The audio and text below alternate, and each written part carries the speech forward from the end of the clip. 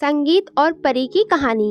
एक बार की बात है, एक लड़की किसी गांव में रहा करती थी। उसका नाम संगीता था। उस लड़की के माता पिता नहीं थी, इसलिए वह अपने चाचा और चाची के घर रहा करती थी। उसके चाचा और चाची की एक लड़की भी थी। उस चाची का लड़की का नाम गीता था। चाचा और चाची इस बेचारी संगीता को सारा दिन काम करने को कहती थी। एक बार की बात है, घर पर कुछ मेहमान आए हुए थे। संगीता ने सारा खाना बनाया, लेकिन गलती से खाने में छोटी सी कमी हो गई। इस पर संगीता की चाची को बड़ा गुस्सा आ गया। चाची ने संगीता को सजा के तौर पर उसके घर से भगा दिया। संगीता बहुत रो रही थी। वह कह रही थी कि चाची, आपके अलावा मेरे कोई भी नहीं है। मैं कहाँ जाऊँ और क्या करूँ? फिर भी चाची ने उसकी एक बात ना सुनी और उसे घर से बाहर कर दिया। संगीता घर से बाहर होने के बाद जंगल का रास्ता चुना। वह जंगल से चलती गई। शाम के समय वह जंगल में घुस गई। जंगल के बीच में उसे एक झोपड़ी दिखी।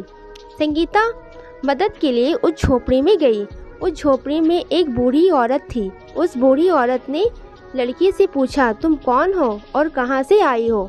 इस पर संगीता ने अपनी सारी बात बता दिया और रोने लगी। बूढ़ी औरत ने कहा, जिसका कोई नहीं होता उसका ऊपर वाला होता है। बेटा, बूढ़ी औरत ने उस लड़की को अपनी झोपड़ी में रख लिया। वह लड़की उस बूढ़ी औरत की सारी काम किया करती थी। एक साल बाद बूढ़ी औरत को जानकारी मिली कि राजकुमार के लिए लड़की खोजा जा रहा है।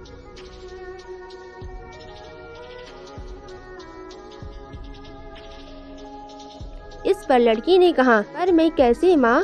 बूढ़ी औरत तुरंत परी के रूप में बदल जाती है और बोली, मैं एक परी हूँ। मैं तुम्हारी ईमानदारी मेहनत से बहुत खुश हूँ। अब मैं तुम्हें एक राजकुमारी बना दूंगी। यह कहने के बाद वह सामान्य लड़की राजकुमारी बन गई और उस लड़की की शादी राजकुमार से हो गई। तो बच्चों, इस कहानी से हमें यह सीख मिलती है कि ईमानदारी बहुत ही बड़ी चीज़ होती है और हमेशा सच्चाई के साथ रहना चाहिए। Thank you.